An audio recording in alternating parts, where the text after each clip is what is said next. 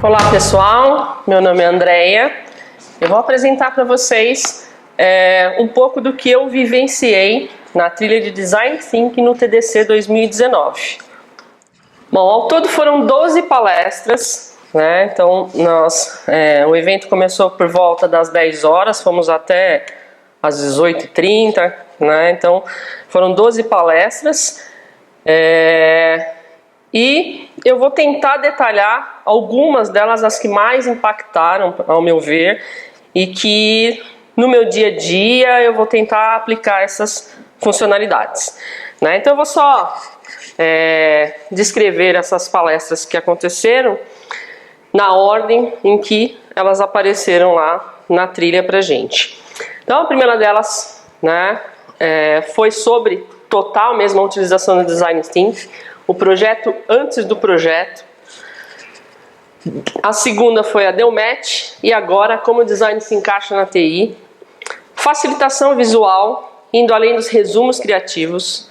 Design Thinking em Kanban, na criação de estratégia de negócios e projetos, uma combinação perfeita. Culture Science, mapeando a cultura organizacional com Design Thinking e ferramentas de Management 3.0. Design Thinking para o dia a dia, como as ferramentas de Design Thinking complementam um plano de marketing. Clientes dentro da estratégia, o Value Proposition Design. Pensamento de design como estratégia de novos negócios. Como desenvolver suas habilidades em facilidade visual. Como o Design Thinking auxilia estudantes de graduação a solucionar grandes problemas. Pensar ou correr, quando utilizar o Design Sprint ou o Design Thinking.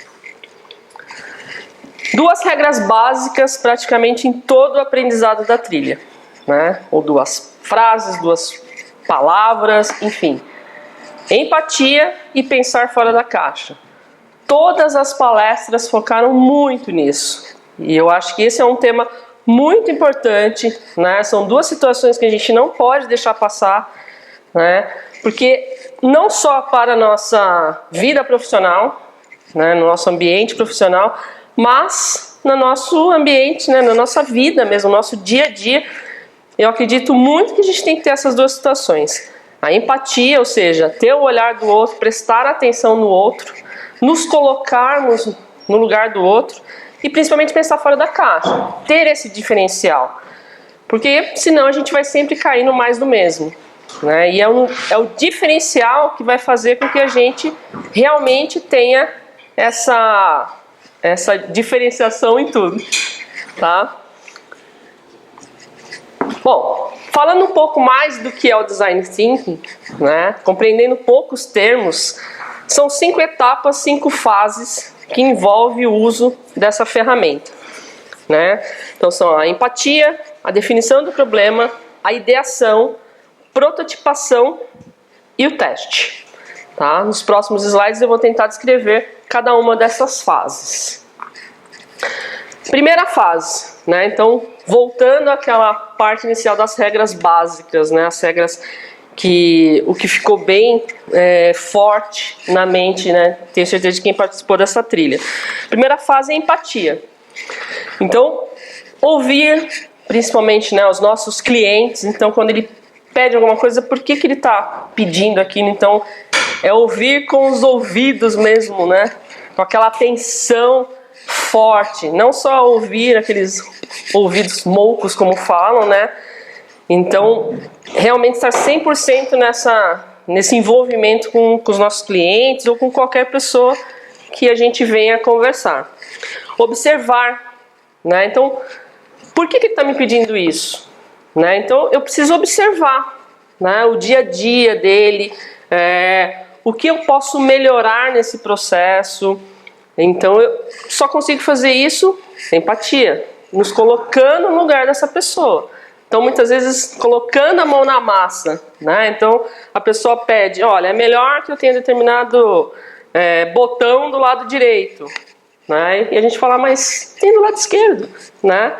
E aí eu vou observar por isso, que de repente é muito mais fácil, né? Ele é destro, ou o local de trabalho dele é muito mais fácil ele ir para o lado direito do que para o esquerdo, enfim. Não julgar, né? Então, a gente muitas vezes nós temos a tendência de, quando alguém pede alguma coisa, a gente já vai lá e julga a situação, né? Então, não julgar. E para isso, a gente tem que esvaziar a nossa mente. Então, nós temos N ideias já pré-concebidas, né? Várias situações. E isso faz com que, muitas vezes, a gente não exercite a empatia, né? Então, vamos com a mente vazia. Como se a gente não conhecesse o processo. Porque muitas vezes a gente não conhece o processo. A gente acha que conhece, mas a gente não conhece. E perguntar, né? Então, se eu esvaziei a minha mente, eu não sei de nada. Logo, eu tenho que perguntar, eu tenho que questionar. Por menor que seja, né, a minha dúvida, às vezes aquela famosa frase, né? Às vezes a gente acha que é uma besteira, mas não. Né? Às vezes essa besteirinha que a gente acha que é uma besteira, essa que vai, putz, é isso que o nosso cliente precisa. É isso que a pessoa que está me pedindo determinada situação precisa. É isso que ela quer de mim. Então a empatia é a primeira fase e é uma das fases mais importantes. A segunda fase é a definição. Então depois que eu fiz todo esse processo de empatia, eu vou definir os usuários, né? Então eu vou definir as pessoas, os meus stakeholders, né? Então as pessoas que me pediram isso, as pessoas que estão bancando isso, não necessariamente como, né, monetariamente, mas as pessoas que estão lá comprando essa ideia, né, querendo isso. Então eu defino esses usuários. Quando eu defino esses usuários, eu faço a jornada desses usuários, né? Então qual é o processo todo que ele faz, né? Então, sei lá, uma emissão de nota fiscal. Desde o início, né? O que ele vai fazer? Às vezes ele vai lá para um outro departamento, ele vai pegar o pedido, se o pedido já está faturado ou não, ou seja, até chegar ao final da emissão de uma nota fiscal, por exemplo.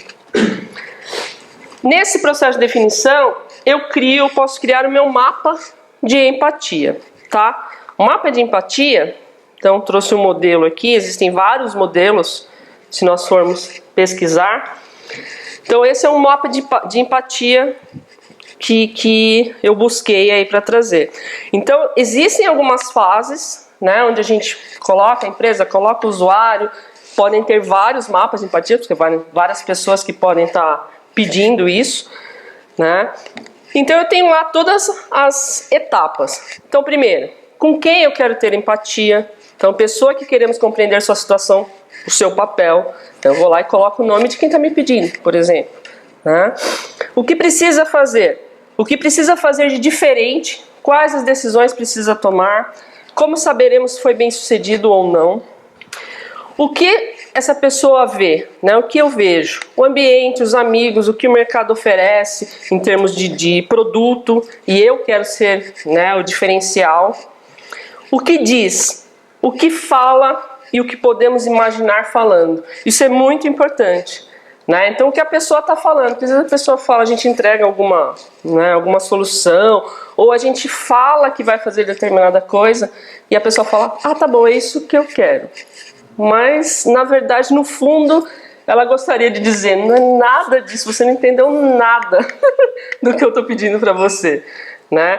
Então eu acho que é muito mais importante a gente tentar extrair, né, o que a pessoa está imaginando, né, e fazer com que ela realmente expresse, né, do que ela está verbalizando. Né. O que faz? Atitude em público, aparência, comportamento observado. Então, por isso que é importante eu conhecer a pessoa, né, os clientes, enfim. Porque, de novo, né, a pessoa pode estar se expressando de uma maneira, mas, né, por trás ou por uma inibição, ou às vezes porque a gente não criou uma intimidade com essa pessoa, ela não consegue realmente, de fato, se expressar. Né? E aí começam os burburinhos e tudo mais, né, do que ela está pedindo. Então a gente precisa observar, né, o outro, o que ele está fazendo.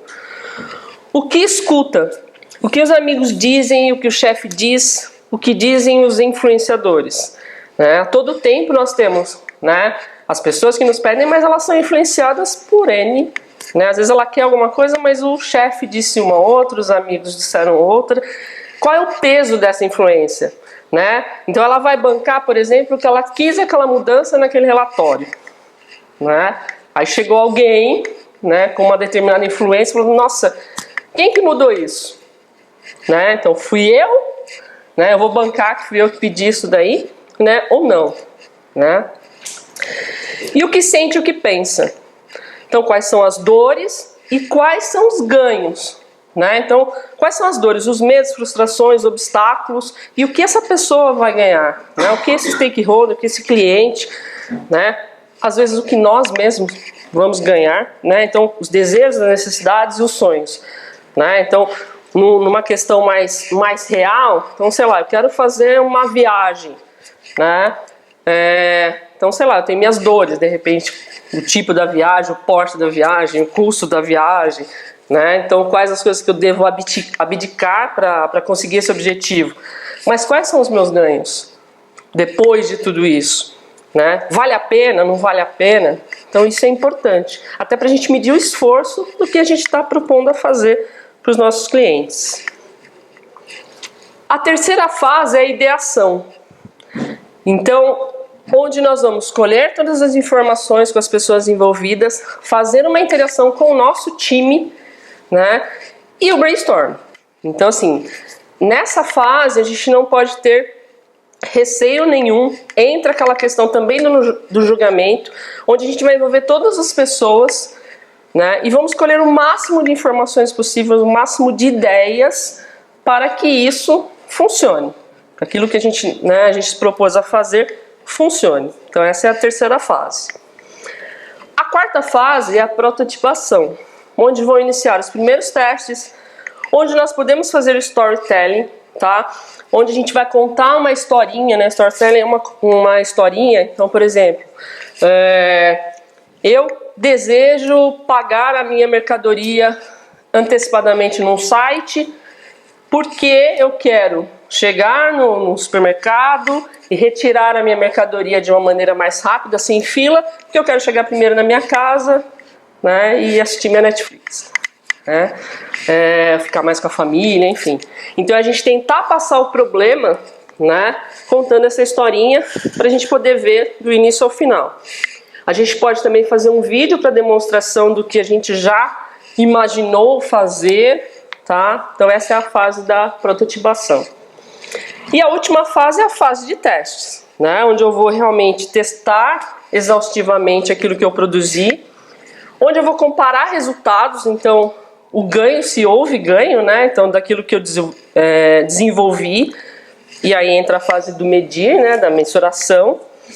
Vou obter os feedbacks, né? Então das pessoas envolvidas, vou brincar com o produto. Brincar, né, entre aspas, mas de repente é um brinquedo que eu estou fazendo mesmo, né? Então vamos brincar bastante com a gente com as crianças, né? Então usar isso exaustivamente para a gente ter a certeza que aquilo que a gente está entregando está ok, tá? Uma das ferramentas que a gente pode, né, usar para obter o feedback do que a gente está entregando é a ferramenta eu gostei, eu desejo e se. Então essa ferramenta a gente pode distribuir para as pessoas, né, os stakeholders, as pessoas envolvidas, e pedir para que elas respondam essas três perguntinhas aí. Eu gostei por quê?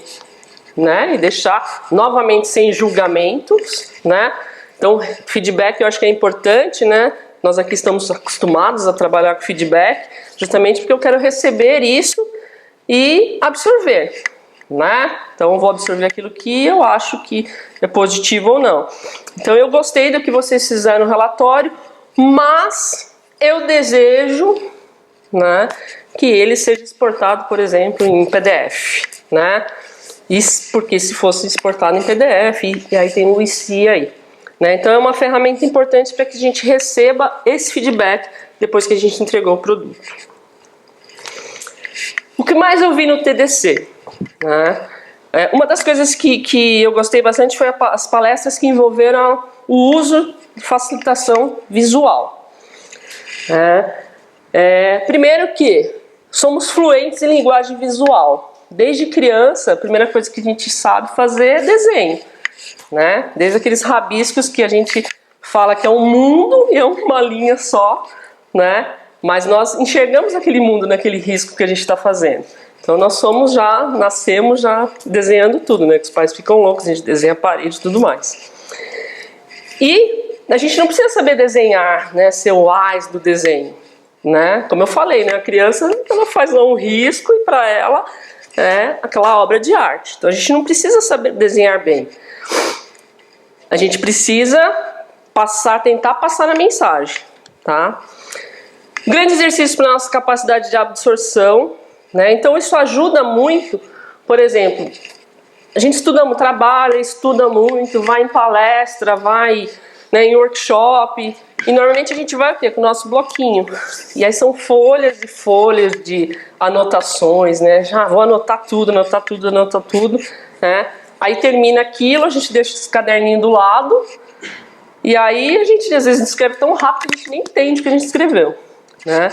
Com o recurso da facilitação visual, e aí é um exercício, né? Então não é da noite para o dia, né? A gente tem que começar a desenhar, né, os pontos mais importantes. Com isso a gente aprende a resumir aquele assunto que está sendo passado. Então, essa pessoa que fez essa palestra, né, então ela mostrou lá, sei lá, uma conversa de bar que ela estava, né, com determinadas pessoas, e ela mostrou lá o primeiro desenho que ela fez. E ela falou, quando eu pego isso eu sei o que aconteceu até hoje, porque isso grava muito mais, né? Então eu fiz o meu desenho aqui, né? Então, como vocês veem, eu desenho muito bem. Então essa é a prova que a gente não precisa saber desenhar, tá? Esse é um desenho real, mas eu acredito que vocês imaginam a mensagem que eu estou passando aí, né? Alguém quer falar o que é essa mensagem aí? Né? Hã? Isso, né? Um dia ensolarado, um pescador pegou um peixinho, né? Muito bem.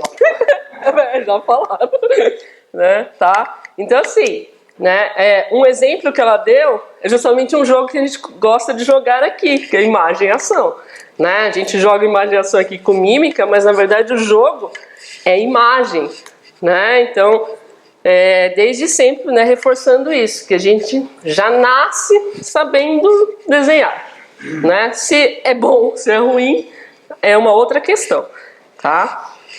O que mais foi visto lá, né? Uma das coisas que eu achei interessante é que no time, né, de Scrum, passaram um case, né, onde eles colocaram 2 profissionais de design thinking no time. Um trabalha junto com o PO, ajudando a conceituar telas, a usabilidade, etc.